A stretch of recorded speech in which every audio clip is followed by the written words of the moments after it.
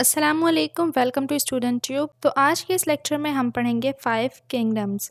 So first kingdom है kingdom Monera. It includes all the prokaryotic that is bacteria and cyanobacteria. Kingdom Monera में जो organisms होते हैं वो होते हैं प्रोकैरियोट्स, और प्रोकैरियोट की एग्जांपल है यहाँ पर बैक्टीरिया एंड साइनोबैक्टीरिया, जिसके स्ट्रक्चर भी नीचे बताया हुआ है। इसके बाद आ जाता है नंबर 2 पे kingdom protista. It is the place for all the eukaryotic unicellular organisms. Kingdom protista में ऐसे ऑर्गेनिजम्स होते हैं जो कि यूनिसेलुलर होते हैं, यानी कि एक सेल पे बने होते हैं, और साथ ही यूकैरियोटिक होते हैं, एक्सेप्ट यीस्ट। अब यीस्ट जो है वो इसमें शामिल नहीं होती। Which some of them have the features of both plant and animal like. क्यों नहीं होती? क्योंकि इनमें से इसके बहुत से फीचर्स जो हैं वो प्लांट एंड एनिमल से सिमिलर होते हैं। Most protist are aquatic. ज़्यादातर जो प्रोटिस्ट होते हैं, यानी कि ऐसे ऑर्गेनिज्म जो इस किंगडम से बिलोंग करते हैं, वो एक्वेटिक होते हैं, यानी कि वो पानी में रहने वाले होते हैं। It includes protozoa and unicellular algae. इसमें प्रोटोजुआ और यूनिसेलुलर एल्जी शामिल हैं। इसकी जो एग्जांपल दी हुई है वो है एक प्रोटोजुआ और यूनिसेलुलर एल्जी। तो यहाँ पे एल्जी दी हुई है और पैरामीशियम, दोनों किंगडम प्रोटिस्टा के एग्जाम्पल हैं। इसके बाद है kingdom fungi. It includes all the multi cellular eukaryotic fungi. अब इसमें जो है, जो यूकैरियोटिक फंगाई होती हैं, मल्टी सेलुलर बेस होती हैं, यानी कि बहुत सारे सेल से मिलकर बनी होती। They are achlorophyllous, absorptive, heterotrophs. They have cell wall made up of mainly chitin. They have a body called mycelium which is made up of a thread-like structure called hyphae. Kingdom fungi जो है, इसमें जो organisms होते हैं वो होते हैं eukaryotic fungi और मल्टी सेलुलर होते हैं। अब इनके अंदर जो है बगैर क्लोरोफिल वाले एब्जॉर्प्टिव हेटेरोट्रॉप्स होते हैं। साथ ही इनके अंदर सेल वॉल होती है जो कि वो काइटन से बनी हुई होती है। इनकी बॉडी को माइसीलियम कहा जाता है, जो कि एक थ्रेड लाइक स्ट्रक्चर होता है, यानी कि एक धागे नुमा, रेशे नुमा स्ट्रक्चर कह लें, हाइफी उससे बना हुआ होता है। और इसकी एग्जांपल जो है यहाँ दी हुई है मशरूम एंड म्यूकर। ठीक है, इसके बाद है kingdom Plantae. It includes all the multi cellular eukaryotic photosynthetic organism. They have cell wall mainly made up of cellulose. It includes multicellular algae, bryophytes, pteridophytes, gymnosperm and angiosperm.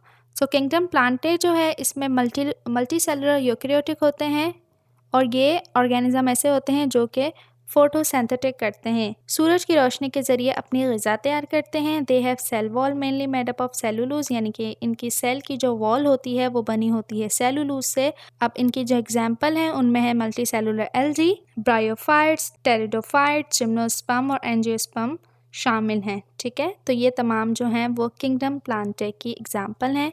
ये तमाम चीज़ें kingdom Plantae में आती हैं। और यहाँ पर 2 plants type दी हुई हैं, जिसमें है एक ब्रायोफाइट्स और दूसरा है एल्वा लैक्ट्यूका।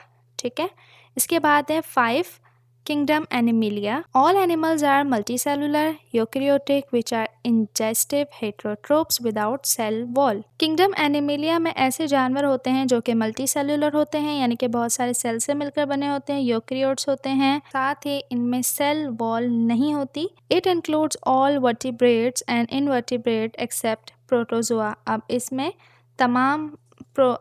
प्रोटोजोआ के अलावा तमाम वर्टिब्रेट और इनवर्टिब्रेट शामिल हैं। अब एग्जाम्पल यहाँ पर दी हुई है स्टारफिश की और कैंगरू की।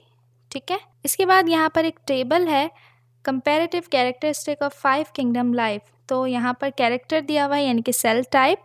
अब मोनेरा की सेल टाइप होती है प्रोकैरियोटिक, प्रोटिस्टा की होती है यूकैरियोटिक, फंगाई की होती है यूकैरियोटिक, प्लांटे की भी यूकैरियोटिक एंड एनिमिलिया की भी यूकैरियोटिक। ठीक है, तो यहाँ पे 5 किंगडम्स है। इसके बाद अगर सेल वॉल देखें तो सेल वॉल में यहाँ पर जो मोनेरा के जो कैरेक्टरिस्टिक है वो है पॉलीसैकेराइड प्लस अमाइनो एसिड या सेलुलोज, इससे मिलके इसकी सेल वॉल बनी होती है। प्रोटिस्टा की जो है प्रेजेंट इन सम, यानी कि कुछ में मौजूद होती है। फंगाई में प्रेजेंट विदाउट सेलुलोज, यानी प्रेजेंट होती है बट सेलुलोज नहीं होती।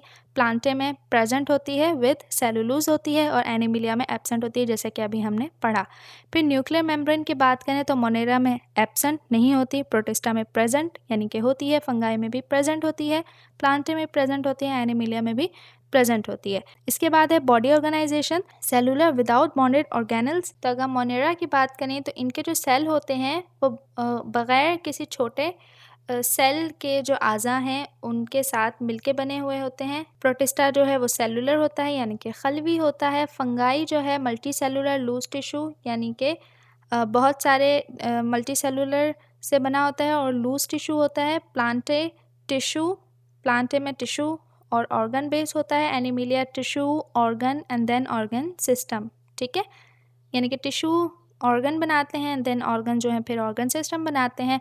अब मोड ऑफ न्यूट्रिशन की बात करें, ऑटोट्रॉफिक है यानी कि मोनेरा जो है वो ऑटोट्रॉफिक है यानी कि ख़ुद अपनी ग़िज़ा का इंतज़ाम करता है। कीमोसिंथेसिस, फोटोसिंथेटिक एंड हेटरोट्रॉफिक, साथ ही सेप्रोफाइट एंड पैरासाइट, ठीक है। इसके बाद है प्रोटिस्टा, ये भी ऑटोट्रॉफिक है यानी कि ख़ुद परवरदा होते हैं, अपनी ग़िज़ा ख़ुद तैयार करते हैं। Photosynthetic and heterotrophic. इसके बाद जो फंजाई है उसके भी हेटरोट्रॉफिक होता है, सेप्रोफाइट एंड पैरासाइट। इसके बाद प्लांटे भी जो है वो भी ऑटोट्रॉफिक होता है क्योंकि ये भी सूरज की रोशनी के ज़रिए अपनी ग़िज़ा ख़ुद तैयार करता है। देन आता है एनिमिलिया, ये होता है हेटरोट्रॉफिक क्योंकि इनका इन्हिसार जो होता है वो दूसरी चीज़ों पर होता है, मतलब कि ख़ुद अपनी ग़िज़ा तैयार नहीं करते, दूसरों पर डिपेंडेंट होते हैं, तो इसलिए हैं ये हेटरोट्रॉफिक। साथ ही होलोज़ोइक एंड सेप्रोफाइट एक्सेट्रा, ठीक है। तो ये था टेबल जो कि हमने पढ़ा। उम्मीद करती हूँ कि आपको अच्छे समझ आ गया होगा। वीडियो हेल्पफुल करा हो तो लाइक एंड शेयर करना मत भूलिएगा। साथ ही चैनल से जाते जाते इसे सब्सक्राइब भी ज़रूर करें। मिलते हैं नेक्स्ट वीडियो में, तब तक के लिए अल्लाह हाफ़िज़।